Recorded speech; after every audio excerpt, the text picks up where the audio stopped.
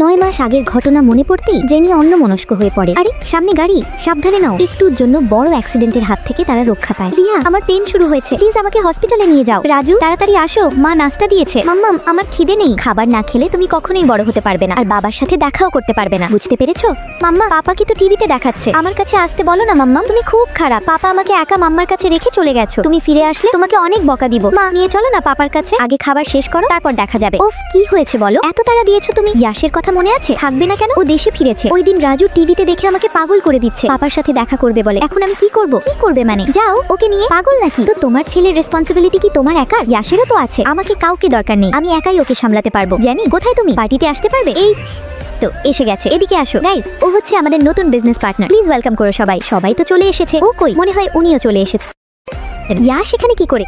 কি অবস্থা? কি রে, কেমন আছিস? ভালো, তুই? হ্যাঁ ভালো। ও হলো জানি, আমাদের নতুন business partner. Hi, hello, first time এসেছো? ড্রিঙ্ক তো করতেই হবে, মেয়েরা ড্রিঙ্ক করে না, এটা আমি নিচ্ছি। জানো, ও আর আমি স্কুল লাইফ থেকে একসাথে আছি। ভালো। আরে কোথায় যাচ্ছ? এই নাও তোমার ব্যাগ। শালা, তুই জানতিস ইয়াশ এখানে আসবে, তাই না? ইচ্ছে করে এমন করেছিস, যা হবার হয়েছে। এখন সবকিছু ঠিকঠাক করে নাও না, খারাপ সময়ে যাকে পাইনি, এখন আর কাউকে প্রয়োজন নেই। আরে ইয়াশ, তোমরা কথা বলো, আমি আসছি। কি বললে তুমি? কিছু না, আমাকে যেতে হবে। এখন কি করছো? ওই তো বাসায় থাকি, আর বিজনেসে ফোকাস করার চেষ্টা করছি। ভালো। আরে আরে, এখানেই রাখেন, আমি আসছি। বাসা সামনেই আমার। জানি, দাঁড়াও, তোমার ফোন নাম্বারটা কি পেতে পারি? ও গাড়ি থেকে নেমে এসেছে কেন? এখন যদি রাজু আমাকে বাই এনি চান্স ডাক দেয় তাহলে কি হবে? মাম্মা, তাড়াতাড়ি বাসায় আসো। গল্পটি ভালো লাগলে লাইক, সাবস্ক্রাইব প্লিজ।